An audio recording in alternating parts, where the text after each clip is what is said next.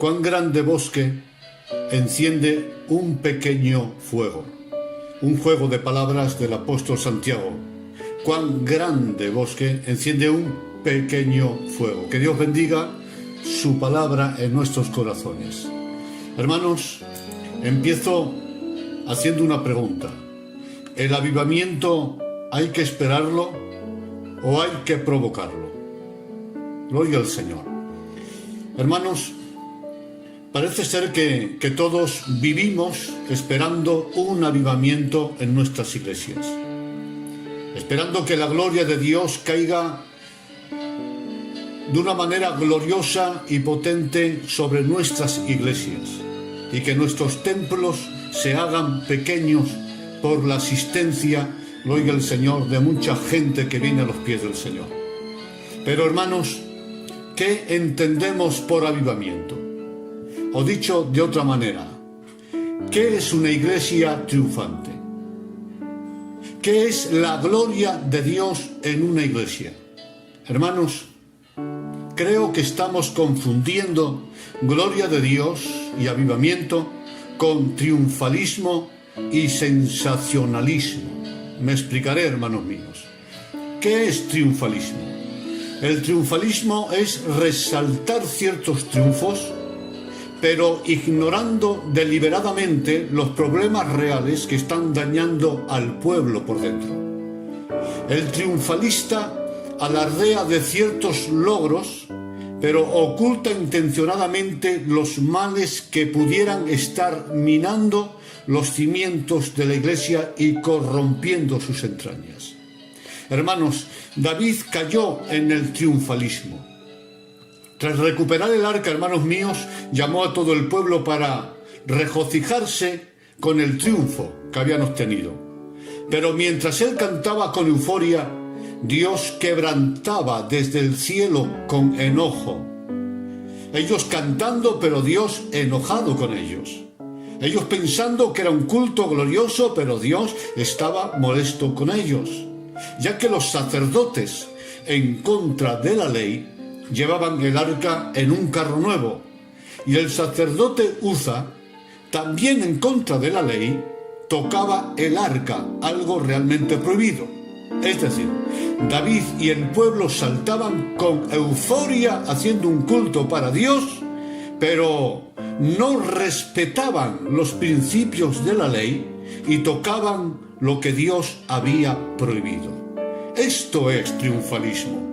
Hermanos, ¿no estamos cayendo también nosotros en el triunfalismo?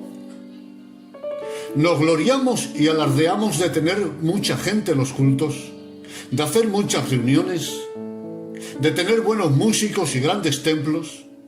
Nos gloriamos de llenar nuestros locales a través de buenos carteles o de un espectáculo de danzas de unas doncellas, pero nos tapamos los ojos para no ver los problemas reales que están contaminando nuestras iglesias. Y me refiero al pecado, las herejías, las divisiones entre familias, las borracheras, la falta de compromiso de ciertos ministros y esposas, los divorcios para cobrar dos pagas, el indecoro en las vestimentas. Por cierto, esto ya no es un problema solo de mujeres, sino también de hombres. La murmuración, la calumnia, las estafas, las medias verdades que son completas mentiras, etc. Hermanos, abramos los ojos. No presumamos tanto, gloria al Señor, de ciertos logros, algunos de ellos que no tienen ni importancia, gloria al Señor, si nos estamos tapando los ojos para no ver las enfermedades espirituales que están corrompiendo a nuestro pueblo. Gloria al Señor. Triunfalismo no es gloria de Dios. La otra palabra que quiero definir es sensacionalismo. ¿Qué es sensacionalismo? Sensacionalismo es tendencia a producir sensaciones, emociones o impresiones, normalmente con historias sin fundamento. O sea, es hacer o decir las cosas solo para impresionar, para emocionar. La prioridad del sensacionalista no es enseñar la verdad, sino emocionar al pueblo. El sensacionalista es un predicador showman, un motivador que provoca la euforia en los oyentes, pero no confronta a nadie con la verdad, porque la verdad la oculta, porque no quiere herir sentimientos. Herodes, hermanos, encerró a Juan el Bautista porque le confrontaba con la verdad de la palabra. Pero luego abrió las puertas de su palacio para su hijastra, para que le entretuviera y emocionara con el espectáculo de una danza. Se emocionó tanto Herodes que le ofreció la mitad del reino a esta joven sensual. Hermanos, Juan le pidió el pecado para salvarle y se enojó contra él y lo encerró. Ahora una joven le emocionó con una danza sensual y le ofreció la mitad de su reino. Hermanos, Herodes cambió la verdad por la charanga que le entretenía. Me temo, hermanos míos, y lo digo con tristeza, no con gozo, me temo que muchos estamos cayendo en el sensacionalismo de Herodes. Mensajes motivadores de usar y de tirar, danzas de jovencitas bien ceñidas en las iglesias, cenas por doquier para que venga mucha gente al culto, invitación del predicador que está de moda, porque sí, sin buscar dirección de Dios, conciertos donde se oyen a cantantes de cartel para luego aplaudirles como un concierto mundano. En vez de adorar a Dios, aplaudimos a los cantantes. Gloria al Señor. Si es posible, que haya luces de colores que se muevan en el escenario al son de la música, que queda muy chulo y emociona mucho más al gentío. Hacer convenciones para que administre el artista recién convertido sin haber demostrado aún si dicho artista realmente ha nacido de nuevo. En fin, programas que entretienen mucho, hermanos, pero no sanan los corazones heridos. Espectáculos, gloria al Señor, que entretienen, pero no arreglan matrimonios rotos. No remueven conciencias, no provocan arrepentimientos, no denuncian el pecado, no salvan a los perdidos. Mientras tanto, la verdad, gloria al Señor, que confronta las conciencias, sigue encarcelada como Juan el Bautista y nuestras Biblias cerradas y llenas de polvo. Hermanos, los fuegos artificiales entretienen mucho, pero no quitan el frío a nadie. Así también los espectáculos religiosos entretienen y emocionan al pueblo, pero no descongelan el alma helada por el pecado y por esta vida. Hermanos consiervos, os hablo desde el corazón. ¿No os preocupa que se haga un culto de danzas y el local se llene? Y que se anuncie un programa de enseñanza bíblica y no aparezca ni el predicador. Hermanos, ¿no os inquieta que se anuncie la visita de un predicador famoso y el templo se llene? Y cuando se anuncia un culto de oración no aparezca ni las esposas de los obreros. ¿No os entristece que en un concierto de salmistas con cartel no quede un asiento sin ocupar, pero cuando se convoca una convención para interceder por los perdidos, no aparezcamos ni los predicadores? Hermanos míos, seamos realistas. A mí me entristece y me duele ver que estamos usando metodologías carnales para llenar los templos de carnales y que luego nos vemos obligados a seguir con metodologías carnales para mantener a esos carnales. Hermanos, usemos solo los medios de Dios, los medios bíblicos, los recursos espirituales. Pues como dijo Pablo, aunque andamos en la carne, no militamos según la carne. Gloria a Dios, porque las armas de nuestra milicia no son carnales, sino poderosas en Dios para la destrucción de fortalezas, derribando argumentos y toda altivez que se levanta contra el conocimiento de Dios y llevando cautivo todo pensamiento a la obediencia de Cristo. Hermanos consiervos, que toda administración y prédica sea de acuerdo a las Escrituras y dirigida siempre por el Espíritu Santo. y no para emocionar a la gente, sino para la destrucción de fortalezas, derribando argumentos y toda altivez que se levanta contra el conocimiento de Dios, y llevar así cautivo todo pensamiento a la obediencia de Cristo. Hermanos, si para tener gente en los cultos tenemos que hacer cenas, danzas, carteles y teatros, entonces tenemos un gran problema. Créanme, aquellos que acuden a la iglesia solo cuando hay espectáculos, esta gente no busca a Dios, sino pasar un buen rato. Aquel que se aburre, hermanos, en la oración, la adoración y en la enseñanza, señaladle, porque es sospechoso.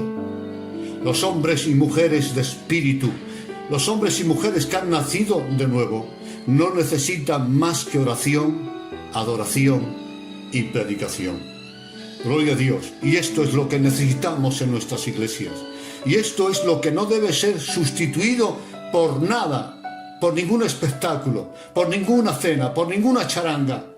Gloria al Señor. Oración, adoración y predicación. Hermanos consiervos, es el tiempo de que seamos valientes y echemos de nuestros cultos la charanga de Herodes y saquemos de la cárcel a Juan el Bautista, que nos diga la verdad. La gloria es para Dios. Triunfalismo y sensacionalismo no es gloria de Dios, ni es avivamiento. Entonces, hermanos, ¿qué es un avivamiento? ¿Qué entendemos por una iglesia triunfante? ¿Cuál es la mayor gloria de una iglesia? Hermanos, con una frase de Pablo lo puedo definir. Pablo dijo: sufro dolores de parto hasta que Cristo sea formado en vosotros. Ahí está. A grosso modo, una iglesia triunfante y gloriosa es aquella en la que se ha formado el carácter de Cristo en sus entrañas. La mayor gloria de una iglesia es la extensión de la naturaleza de Cristo en sus entrañas. Una iglesia triunfante es aquella que mengua en su carnalidad y mundanalidad e ideologías para que crezca Cristo en ella. Como dijera Juan, es necesario que yo mengüe y que Cristo crezca. Lo puedo decir de otra manera. Estar lleno de Dios es estar lleno de lo que Dios es. ¿Qué es Dios? Es santo, es justo, es amor, es humilde, es sencillo, es luz, es misericordioso. Pues bien, cuando todo esto está dentro de una iglesia, esa iglesia es una iglesia con la gloria de Dios. Estar lleno de Dios es estar lleno de luz, de santidad, de amor, de justicia, de humildad. Esa es la iglesia gloriosa. Hermanos, en el libro de Hechos de los Apóstoles vemos el modelo perfecto de la iglesia según el corazón de Dios. Lo leemos, hermanos. Dice así: y con otras muchas palabras testificaban y exhortaban diciendo: sed salvos de esta perversa generación. Y perseveraban en la doctrina de los apóstoles, en la comunión unos con otros, en el partimiento del pan y en las oraciones. Y sobrevino temor a toda persona, y muchas maravillas y señales eran hechas por los apóstoles. Todos los que habían creído estaban juntos, hermanos, y tenían en común todas las cosas, y vendían sus propiedades y sus bienes y los repartían a todos según la necesidad de cada uno. Y perseverando unánimes cada día en el templo y partiendo el pan en las casas, comían juntos con alegría y sencillez de corazón, alabando a Dios y teniendo el favor con todo el pueblo. Y el Señor añadía cada día a la iglesia los que habían de ser salvos. Hermanos, ahí está el modelo de la iglesia según el corazón de Dios. Desglosemos esta escritura para conocer las virtudes de la iglesia del primer siglo y que deben ser las virtudes de la iglesia en toda, gloria al Señor, etapa que viva. Primero, perseveraban en la doctrina de los apóstoles. Hermanos, importante, no eran seguidores de hombres, sino seguidores de la sana doctrina. Gloria al Señor. Ellos conocían la Escritura y perseveraban en la sana doctrina. Segundo, dice, oraban en todo tiempo. Es decir, tenían comunión con el Espíritu. Tercero, sobrevino temor a toda persona. Esto es un temor santo, un temor de Dios. Santidad, pureza, fidelidad. Cuarto, tenían comunión unos con los otros. Esto es amistad, relación entre los creyentes. Quinto, tenían en común todas las cosas. Esto es unidad. No había divisiones doctrinales, ni culturales, ni personales. Gloria al Señor. No había divisiones de ningún tipo, ni había divisiones entre familias. Era una sola familia la iglesia. Hoy las iglesias locales se dividen por familias, creando así no iglesias de Cristo, sino iglesias patriarcales. La iglesia del tío fulano o la iglesia del tío parentano, porque se dividen hoy las iglesias por familias. Sexto, vendían sus propiedades y sus bienes y los repartían a todos según la necesidad de cada uno. Es decir, había amor y se demostraba en la caridad, en la ayuda social. Nadie pasaba hambre. Séptimo, se reunían en el templo. No tenían el hábito de perder cultos. Cumplían con las liturgias cristianas, entre ellas el partimiento del pan. Octavo, comían juntos con alegría y sencillez de corazón. Esto es, que había humildad en los creyentes y nadie se creía superior a los demás.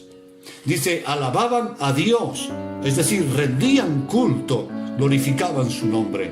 Décimo, teniendo el favor con todo el pueblo, es decir, había un buen testimonio y verdadero ejemplo de cristianismo. Y décimo primero, dice, y testificaban diciendo, sed salvos de esta generación perversa. Es decir, el pueblo salía a la calle a llevar el mensaje de salvación. Ahí está, hermanos. Una iglesia está en avivamiento cuando el pueblo abre el corazón a las Escrituras, cuando sus maestros predican la sana doctrina tal como es, cuando los que gobiernan lo hacen basándose en los principios bíblicos y no en los conceptos humanos personales, cuando los ministros y sus casas son ejemplo de conducta cristiana.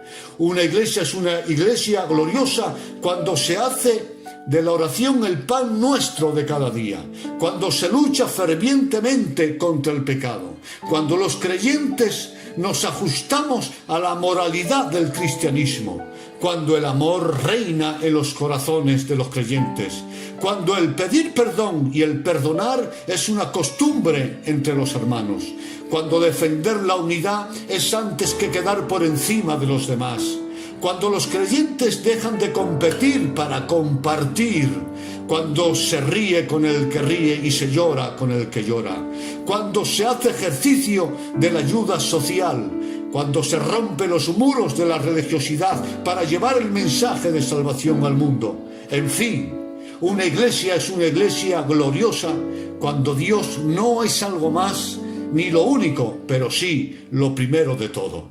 Gloria a Dios. Esta es la iglesia gloriosa. Esta es la iglesia que vive en avivamiento. La iglesia que vive según la palabra del Señor. Gloria a nuestro Dios. Hermanos míos, lo mencionado debe ser nuestro objetivo. Es decir, mantener una iglesia pura, santa, doctrinada, llena del Espíritu, etc., debe ser nuestro objetivo. Todo nuestro trabajo, administraciones y prédicas deben tener el objetivo de crear esta iglesia gloriosa que se parece a Dios por dentro y por fuera. Gloria al Señor. Ahora bien, hermanos, Lucas también nos informa en la Escritura que vivir en el temor de Dios acarrea resultados gloriosos. Es decir, cuando la Iglesia se parece a Dios en su carácter y en su conducta, cuando reina la santidad, la justicia, el amor y la sana doctrina en el pueblo, entonces esto tiene resultados gloriosos. Amén. Lucas menciona dos y yo, gloria al Señor, quiero hablar de ellos a vosotros que sois mis hermanos y mis consiervos con mucho cariño. Lo digo y lo voy a enseñar. Primero, dice, y muchas maravillas y señales eran hechas por los apóstoles. Es decir, ellos vivían en santidad y en obediencia, y el resultado es que muchas maravillas y señales eran hechas por Dios y por los apóstoles. Hermanos, la iglesia que vivía rendida a Dios veía también el poder del Espíritu en acción. Dios dijo al pueblo de Israel, hermanos míos, santificaos hoy y yo mañana haré maravillas. Expliquemos este texto. En estas palabras, hermanos, hallamos tres principios importantes en lo que respecta a la manifestación del poder de Dios. Primero, hallamos que la santificación precede a las maravillas. Notad, santificaos hoy y yo mañana haré maravillas. Primero es la santificación del pueblo para que después Dios haga las maravillas. Gloria al Señor. La santificación precede a las maravillas. Ni por asomo pensemos, siervos del Señor, que el poder y las maravillas de Dios se manifestarán en una iglesia que no respeta los principios morales del Evangelio. La condición para ver las maravillas de Dios es la santificación de nuestras vidas y de nuestras casas. Gloria al Señor. Antes de la manifestación de Dios en el Sinaí fue la santificación del pueblo. Gloria al Señor. Antes de que descendiera la nube de la gloria de Dios al tabernáculo del desierto, el pueblo tuvo que ser santificado con sangre y con agua. Gloria al Señor. Antes que la gloria de Dios llenase el templo de Salomón, el templo tuvo que ser santificado por los sacerdotes. Y antes que el fuego cayera en el altar de Elías, Elías tuvo que santificar dicho altar. Y es entonces cuando el fuego se manifestó. Es decir, siempre vemos en la Escritura que la manifestación de Dios, las maravillas de Dios, la gloria de Dios, desciende después de la santificación del pueblo. Por tanto, el objetivo de los siervos no es, gloria al Señor, ver las maravillas de Dios. El objetivo es santificar al pueblo, porque cuando el pueblo es santificado, las maravillas vienen como consecuencia. Gloria a Dios, santificaos hoy y yo mañana haré maravillas. No puede haber un mañana de maravillas si no hay un hoy de santificación. Gloria a Dios. Segunda verdad que revela el texto es que la santificación es responsabilidad del pueblo. Amén. La forma gramatical del verbo santificaos implica mandamiento y por tanto responsabilidad humana. Gloria al Señor. No esperemos que sea Dios quien nos santifique, sino que debemos ser nosotros los responsables de nuestra propia santificación. Notad, santificaos, responsabilidad humana. Lo que ha hecho Dios es darnos los medios y las herramientas para santificarnos, que son las Escrituras, que es la comunión, que es la oración, que es el Espíritu, pero es responsabilidad nuestra.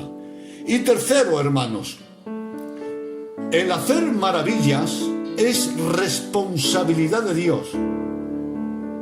Lo vuelvo a repetir.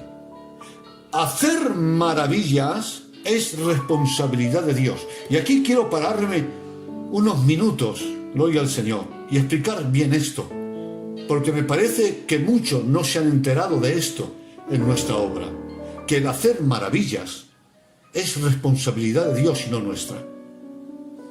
Esto parece que muchos ministerios no lo tienen claro, hermanos, ya que en vez de orar a Dios y ejercitar la fe en el nombre de Jesucristo, lo que hacen es declarar y decretar.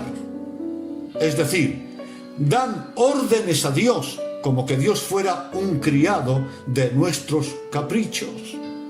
También veo, hermanos, a muchos ministros que intentan forzar milagros usando poderes extraños en sus administraciones, como lo son la manipulación psicológica, la sugestión, el sensacionalismo, la confesión positiva, recitar salmos de memoria, etcétera, etcétera.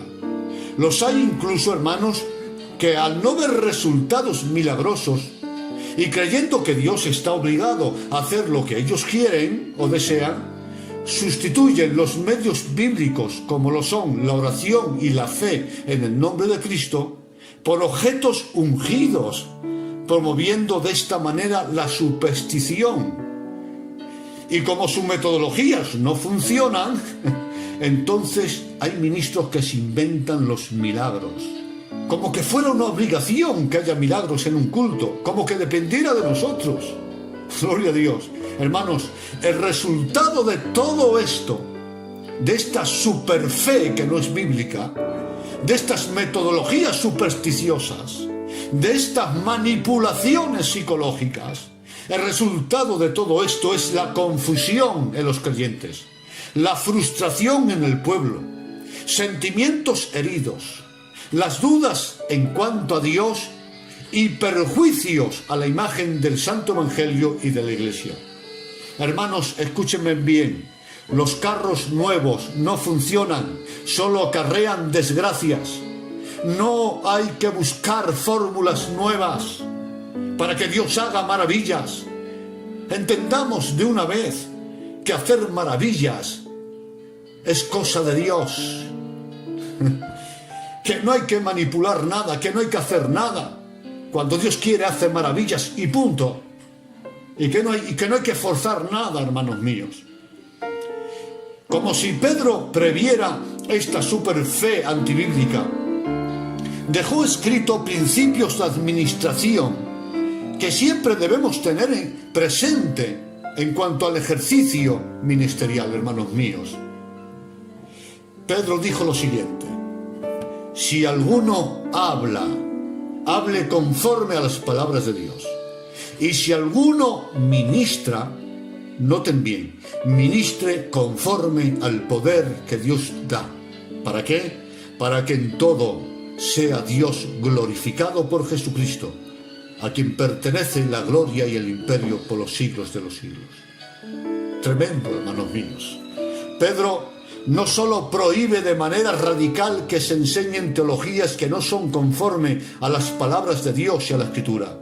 Noten, si alguno se atreve a hablar, que hable conforme a las palabras de Dios, que no se invente nada, que sus opiniones y sus teorías que se las deje en casa. Si alguno predica, que predique las palabras que son de acuerdo a la Escritura. Pero noten bien, Pedro también prohíbe el ejercicio de administraciones y poderes extraños, poderes y administraciones que no glorifican a Dios, como lo son el sensacionalismo, el triunfalismo, el positivismo, la sugestión, la manipulación de los sentimientos, el chantaje emocional o la superstición. Hermanos míos, los poderes que realmente glorifican a Dios son la súplica en el Espíritu y la fe en el nombre de Jesucristo, el cual es un nombre, sobre todo nombre, que se nombra en el cielo, en la tierra y debajo de la tierra. Y escuchen con atención. Si usando estos poderes, el poder de la fe en el nombre de Jesucristo y la oración, si usando estos poderes que Dios ha puesto en nuestras manos, no viéramos los resultados esperados o los milagros deseados, preguntemos a Dios el porqué. Pero de ningún modo busquemos nuevas fórmulas. Hermanos, Dios es soberano. Y si no nos funcionó la oración y el ruego, de ningún modo funcionará ni el decretar, ni la sugestión, ni el positivismo, ni ninguna otra fórmula humana. Ni siquiera el ungir a los creyentes con aceite, aunque con ella les hagamos una cruz en la frente. Pongamos los pies en el suelo, hermanos. Si el creyente no se acerca a Dios, no abre las Escrituras, ni se santifica, ¿qué puede hacer el aceite en la frente? Y si el creyente ora, estudia y se santifica, ¿qué necesidad hay de aceite, hermanos míos? Hermanos míos, no hagamos de la Iglesia un laboratorio de experimentos. No usemos a los santos como conejillos de India. Gloria al Señor. Pedro dijo al cojo de la hermosa, hermanos míos, no tengo ni plata ni oro, pero lo que tengo te doy. Pedro no solo sabía lo que tenía, sino también sabía lo que no tenía. Importantísimo. Sabía lo que no tenía. Sabía que no tenía plata ni oro, así que no se miró los bolsillos para ver si había suerte y aparecía una moneda. No intentó ni buscó, gloria al Señor, plata u oro que sabía que no tenía. Y esto es humildad, hermanos. Nadie puede dar lo que no tiene. Gloria al Señor. No podemos hacer experimentos. Hermanos, si no tenemos el don de sanidad, o don de milagros, o don de fe, no esperemos en la suerte, ni hagamos experimentos con los enfermos. Si no estamos convencidos por el Espíritu, ni siquiera hagamos llamados para sanidad y milagros, que podemos hacer mucho daño a los creyentes. Gloria al Señor. Si no tenemos dichos dones de poder, hermanos, no hagamos experimentos, pero tampoco nos sintamos mal, que Pablo dijo bien claro que Dios da los dones a quien Él quiere. Gloria al Señor. Dios da los dones a quien Él quiere y ya está. Y si yo sé que no tengo el don de sanidad, yo no hago llamados para sanidad, no hago experimentos. Gloria al Señor, porque puedo hacer daño a los creyentes. Y yo estoy cansado de ver esto, hermanos míos. He visto cómo predicadores han hecho espectáculos en cultos y en convenciones, llamando quizás, gloria al Señor, a un paralítico, gloria al Señor, y haciendo cosas, ungiéndole con aceite y dándole agua bendecida, o no lo sé, hermanos míos, y haciendo una exhibición de este hombre que bastante tiene con estar enfermo, para que un predicador, gloria al Señor, haga experimentos con él. Hermanos, si no tenemos el don de milagros y de sanidad, hermanos, no actuemos como que lo tenemos. Si no tienes plata ni oro, no te mires en los bolsillos. Gloria al Señor. Y no te preocupes, que Dios es santo. Por tanto, dejemos que sea Dios quien se ocupe de las maravillas. Él no es nuestro criado, sino el Señor de nuestros ruegos. Podemos orar, claro que sí, pero no podemos hacer nuevas fórmulas, gloria al Señor, y hacer daño a los creyentes. Mas, ¿qué dice Pedro? No tengo plata ni oro, así que no me busco en los bolsillos, pero lo que tengo te doy. Es decir, sé lo que no tengo, pero sé lo que tengo. Ahí está, hermanos. Lo que hemos recibido, sí debemos compartirlo y ejercitarlo. Gloria al Señor. Si eres evangelista, evangeliza y predica la palabra. Si eres maestro, enseña. Si eres pastor, pastorea. Si eres un buen consejero, aconseja. Si cantas, glorifica a Dios con la alabanza. Gloria al Señor. Cada uno tiene un don y tiene un ministerio y debe conocerse, gloria al Señor, y tener la humildad de ajustarse a lo que ha recibido. Como dijo el apóstol Pablo, hermanos, algo para aplicar para nosotros. Digo pues, por la gracia que me es dada, gloria al Señor, a cada cual que está entre vosotros, que no tenga más alto concepto de sí mismo que el que debe tener, sino que piense de sí con cordura y conforme a la medida de fe que Dios repartió a cada uno, así actúe. Así que, hermanos, debemos conocernos para saber qué es lo que no tenemos y qué es lo que tenemos. Gloria al Señor. Por tanto, oremos y santifiquémonos hoy, que esto sí es responsabilidad nuestra, y dejemos que de las maravillas se ocupe Dios cuando quiera y con quien quiera. La gloria es para el Señor. Hermanos, este es el resultado, uno de los resultados de una iglesia que se rinde a Dios, que vive en santidad. Dios se manifiesta con sus maravillas cuando quiere, como quiere y por medio de quien quiere. Pero hay otro resultado glorioso en la escritura que hemos leído. Dice: y el Señor añadía cada día a la iglesia los que habían de ser salvos. Hermanos, antes de explicar este texto, quiero aclarar que aquí hay un error de traducción en nuestras Biblias. Los que defienden la elección incondicional, la predestinación para salvación, el calvinismo extremista, gloria al Señor, usan este texto para decir que es Dios quien elige a quien quiere salvar. Usando este texto diciendo: y el Señor añadía a la iglesia cada día los que habían de ser salvos. Esto es un error de traducción. El texto bien interpretado y escrito es de la siguiente manera: y el Señor añadía cada día a la iglesia los que se iban salvando. Esto es, hermanos, los que se iban salvando, gloria al Señor. Es decir, ellos predicaban el evangelio por las calles, la gente se convertía y el Señor añadía a esas personas a la iglesia, a la comunidad cristiana. Notad, hermanos, que no dice que Dios añadía pecadores a la gracia, como que Dios les hubiera elegido para salvación, sino que Dios añadía a la iglesia, a la comunidad cristiana, los que se iban convirtiendo al cristianismo, gloria al Señor. Es decir, a los hijos que Dios engendraba con la simiente de la palabra, Dios mismo los añadía a la iglesia, porque allí se enseñaba la sana doctrina, oraban y vivían según los principios del Santo Evangelio y se amaban con el amor del Señor. Por lo cual Dios, a los que salvaba en la calle, Dios los añadía a la iglesia. Gloria a Dios. Porque Dios sabía que en la iglesia sus nuevos hijos iban a ser bien cuidados e iban a crecer en el espíritu, porque había allí una iglesia espiritual inmadura. Hermanos, escúchenme porque esto es muy importante.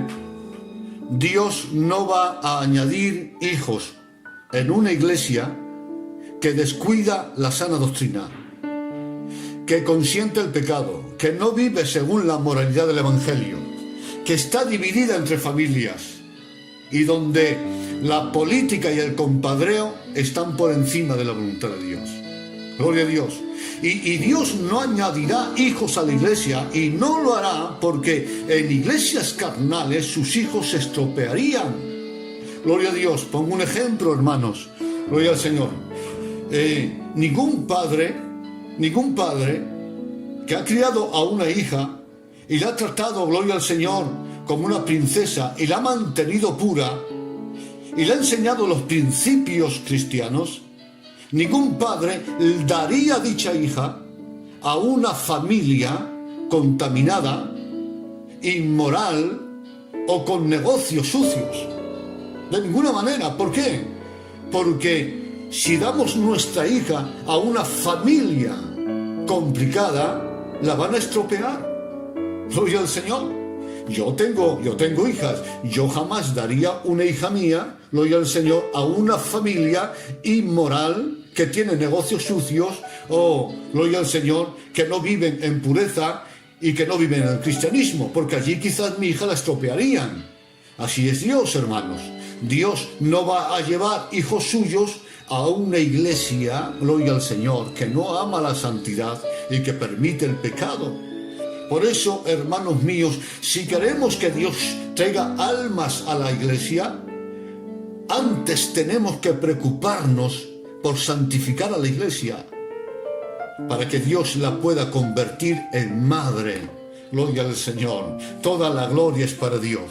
Así que si queremos el poder de Dios en la iglesia, como hemos dicho, las maravillas de Dios en el pueblo, y queremos que almas vengan a la presencia del Señor, a la iglesia en la que estamos, tenemos que luchar siempre por la doctrina, por la oración, por la santidad, por la vida del Espíritu, por el amor y por la unidad. La gloria es para Dios, hermanos míos. Si me dan unos minutos más, continuamos con esto. Ahora bien, hermanos míos, este avivamiento o gloria que estamos predicando, ¿se espera o se provoca? Gloria al Señor. Vuelvo a repetir, el avivamiento o la gloria que estamos hablando, ¿se espera o se provoca? Hermanos, ciertamente es importante saber esperar en Dios, claro que sí, pues hay cosas que solo debe y puede hacerlas Él. De hecho, hermanos, actuar cuando hay que esperar en Dios es estorbar a Dios. Lo vuelvo a repetir, actuar cuando hay que esperar es estorbar a Dios. Y esto lo vemos en Abraham. Dios le hizo una promesa: tendrás un hijo, y de ese hijo yo haré un gran pueblo, una gran nación. Los años pasaban, y lo que tenía que hacer Abraham era esperar que Dios cumpliera la promesa. Pero un día decidió ayudar a Dios, y se llegó, gloria al Señor, a aquella concubina, gloria al Señor, y nació Ismael. Es decir, él intentó ayudar a Dios para que los planes de Dios se cumplieran, pero lo único que hizo fue engendrar a un Ismael que lo único que creó fue problemas al hijo de la promesa. Por querer ayudar a Dios cuando tenía que esperar, lo que hizo fue estorbar a Dios. Hermanos míos, hay cosas, como he dicho antes, que las tiene que hacer Dios. Así que las cosas que tiene que hacer Dios, dejemos que sea Dios quien las haga. No ayudemos tanto a Dios que podemos estorbarle sin darnos cuenta. Hay circunstancias en las que no hacer nada es la mejor forma, gloria al Señor, de ayudar a Dios. Amén. Ahora bien, es importante por lo tanto saber esperar en Dios, saber esperar en el Dios de los milagros. Pero, ¿es correcto estar continuamente esperando milagros de Dios? En ninguna manera, hermanos míos. No podemos dejar que sea Dios que lo haga todo. Hay momentos que hay que esperar en Dios, claro que sí. Pero también hay circunstancias y hay momentos en las que es Dios quien está esperando que nosotros actuemos. Gloria al Señor. Hermanos, Saúl y todo su ejército estuvieron esperando durante 40 días un milagro que les librase del gigante y de los filisteos. Pero el milagro no llegaba. Un día, una semana, 15 días, 20 días, esperando una manifestación de Dios. Un milagro de Dios que matase a Goliat el gigante. Pero Dios no hacía nada, porque aquella no era una circunstancia para esperar, sino para operar. Vuelvo a repetir, no era una circunstancia para esperar en Dios, sino para operar en su nombre. Hermanos, resulta paradójico. Ellos esperando en Dios y Dios esperando en ellos. Ellos esperando de Dios una intervención y Dios esperando de ellos una reacción. Que alguien diera un paso hacia adelante y se enfrentase al gigante. No era el tiempo de esperar en Dios, sino de actuar en su nombre. ¿Mas qué dice la Escritura? Llegó David. David, el hombre que días antes había sido ungido por Dios. Y este supo discernir que no era una circunstancia para la fe que espera, sino para la fe que opera, que actúa, que reacciona. Es decir, no era el momento de esperar un milagro, sino de ser el instrumento de Dios para el milagro. Por eso él dice, cuando va a Goliat, dice, yo voy a ti, nota, yo voy a ti, no dice, viene Dios directamente, no, dice, yo voy a ti, pero voy en el nombre de Jehová. Es decir, no espero que venga Dios, voy yo a ti, pues Dios me ha ungido hace unos días, y me ha ungido no para esperar, sino para actuar, para matar gigantes en su nombre. Me ha ungido, gloria al Señor, no para sentarme en un banco y esperar que Dios lo haga todo, Me ha ungido no para quedarme en mi casa y esperar que Dios lo haga todo. Me ha ungido para actuar en su nombre, para tener iniciativa, gloria al Señor, para matar gigantes en su nombre. Hermanos míos, Dios siempre unge con propósitos. No unge para presumir de unción, no unge para que nos quedemos ahí parados, nos unge con propósitos. Nos unge para enviarnos a una labor. Así está escrito: el Espíritu del Señor está sobre mí. Por cuanto me ha ungido Dios, dice para. ¿Lo ven? La unción es para algo. Me ha ungido ¿para qué? Para dar buenas nuevas a los pobres. Y me ha enviado, es decir, me ha enviado, antes me ha ungido y ahora me ha enviado a sanar a los quebrantados de corazón, a pregonar libertad a los cautivos y dar vista a los ciegos. Hermanos, hemos sido ungidos para actuar. Siervos del Señor, hemos sido ungidos para actuar en su nombre.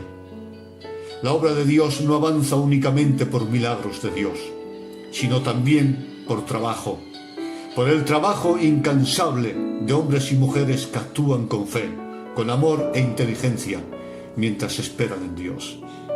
Hermanos, es el tiempo de actuar en su nombre. Las cosas no se arreglan solas. La obra de Dios avanza con nuestro trabajo. La mujer religiosa y católica Teresa de Calcuta, que la recordarán ustedes, iba por la calle cuando era jovencita y vio a muchos enfermos en la calle pidiendo, y algunos postrados y enfermos.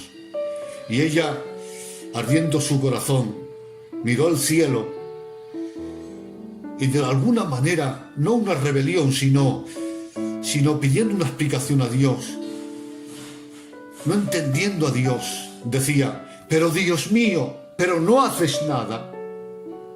¿No ves estos pobres, estos enfermos? Dios mío, no haces nada. Y ella cuenta que Dios le habló al corazón y le dijo: ¿cómo que no hago nada? Te he creado a ti para que tú seas el instrumento de mi milagro. A partir de esa experiencia, ella, gloria al Señor, se dedicó a ayudar a los pobres y a los leprosos durante toda su vida. Entendió ella que la llamaba Dios a ayudar a los pobres. Hermanos míos, a veces nos rebelamos contra Dios y decimos: ¿por qué, Señor, no haces nada? Cuando en realidad Dios está diciendo: yo te he ungido para que tú actúes. Gloria al Señor. Varones, siervos del Señor, Dios nos ha ungido para que actuemos en su nombre. Gloria al Señor. Cuando los hombres de Dios hacemos lo posible, Dios hace lo imposible. Gloria al Señor. Como Dios, o Jesús, que también es Dios, dijo ante la tumba de Lázaro, dijo: quitad la piedra y yo resucitaré a Lázaro. No os pido lo imposible, pero sí lo posible. Quitad la piedra y yo hago el milagro. Gloria al Señor. Pero si no quitáis la piedra, yo no hago el milagro. Pero quitad la piedra y yo haré el milagro. Así fue.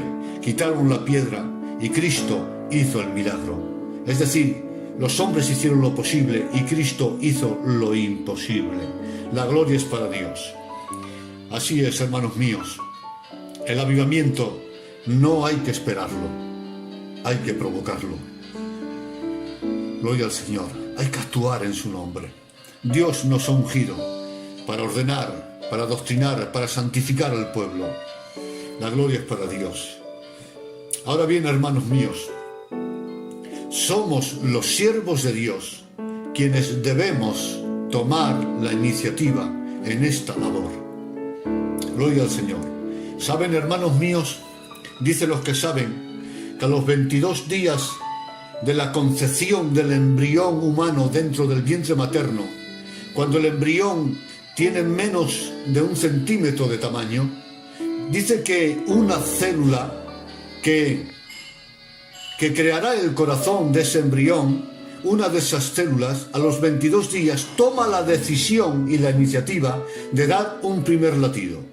Y cuando da esa célula un primer latido, dicen los que saben que la otra célula que está a su lado, contagiada por la vida de la primera célula, da también otro latido.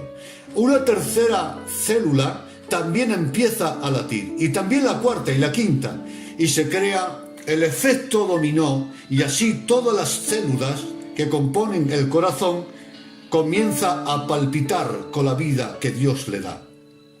Cuando el corazón empieza a palpitar, mueve la sangre a través de arterias y venas muy finas que riega todo el cuerpo del embrión. Y es entonces cuando se va formando, gloria al Señor, los huesos, los músculos, la piel, los órganos, etcétera, etcétera. Y no solamente los crea, sino que coloca cada órgano y cada miembro en su lugar correspondiente con la sabiduría que Dios puso en el genoma humano. Gloria al Señor. Esto es extraordinario, hermanos míos.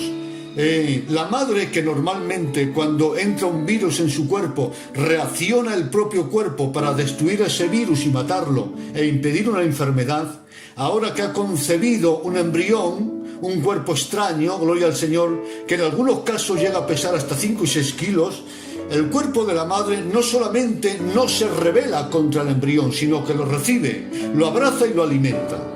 Tanto es así que los órganos de la madre, como el corazón, los pulmones o los riñones, se desplazan para darle espacio al embrión para que crezca con holgura. Gloria al Señor. Y a las 38, 40 semanas de gestación, entonces los pulmones segregan, gloria al Señor, una hormona que da la orden tanto al cuerpo del bebé como al de la madre, para que se preparen para el alumbramiento. Y es cuando nace un niño o una niña que es imagen y semejanza del Dios vivo. Gloria al Señor. Hermanos míos, noten, todo nacimiento nace porque una célula pequeña, gloria al Señor, muy pero que muy pequeña, toma la iniciativa de dar un primer latido. Y gracias a esa iniciativa, gloria al Señor, se forma un ser vivo. Gloria a nuestro Dios. Todo comienza con una diminuta célula. Una célula que, lejos de esperar que otras reaccionen o de esperar a que vengan tiempos mejores, toman la iniciativa para dar el primer latido y así provocar un efecto dominó en las células de su alrededor. Hermanos míos, si los creyentes están perdiendo el ánimo y la fe, si el fuego del Espíritu se está apagando en nuestras iglesias, si el mundo está entrando en ellas, si hay matrimonios que están siendo zarandeados por los demonios, etc., no perdamos el tiempo llorando o esperemos a que otros reaccionen o que vengan tiempos favorables. Demos nosotros el primer latido y tomemos nosotros la iniciativa hasta que todo el pueblo en conjunto palpite con la vida del Espíritu. Porque el avivamiento no hay que esperarlo, sino provocarlo. Gloria al Señor. Varón de Dios, tú eres una célula viva. Empieza a latir tú. Gloria al Señor. Transmite la vida del Espíritu a los que están a tu lado y provoca ese avivamiento que todos queremos y deseamos. La gloria es para el Señor. ¿Recuerdan? Jerusalén estaba arruinada, los muros caídos, las puertas quemadas, el templo derribado y la gloria de Dios estaba ausente. Pero Nehemías, lejos de esperar a que otros reaccionaran o de esperar tiempos favorables, cual célula viva, dio un primer latido. Comenzó a interceder por la restauración del pueblo, se puso los guantes de trabajo y se puso a trabajar. Y con su actitud y buen ejemplo provocó un efecto dominó en sus hermanos. Y todos se pusieron a trabajar y Jerusalén en conjunto volvió a palpitar con la vida de Dios. Porque el avivamiento no hay que esperarlo, sino provocarlo. Gloria al Señor. Así que, varón de Dios, tú eres esa célula, tú eres ese Nehemías que debes tomar la iniciativa y provocar el avivamiento en la obra del Señor. Amén. No tengo tiempo para explicar mucho más, pero creo que me estáis entendiendo porque sois siervos del Señor. Solamente enumero, hermanos, las almas que Dios ha puesto en nuestras manos como siervos para provocar un avivamiento continuado en nuestras iglesias, para influenciar el celo de Dios en los corazones y con él el avivamiento. Contamos con varios poderes espirituales. el poder de la intercesión. Ahí está, uno, hermanos, el poder de la intercesión. Segundo, el poder de la palabra, es decir, el poder de la predicación. Tercero, el poder del amor. Amando el pueblo se santifica. Cuarto, el poder del buen ejemplo, porque nosotros tenemos que ser buen ejemplo para la obra del Señor. Hermanos míos, la gloria de Dios en una iglesia es el amor, la santidad, la pureza, la unidad, la humildad, el perdón entre los hermanos. Así que, hermanos, luchemos por esto, porque la gloria de Dios en una iglesia es la extensión de su naturaleza en las entrañas del pueblo. Hermanos míos, santifiquemos al pueblo y veremos también maravillas. Hermanos, no les canso más. Examinad lo que habéis oído, pensad en ello, reflexionad sobre ello. Gracias por estar ahí y por escucharme con atención. Un abrazo y que Dios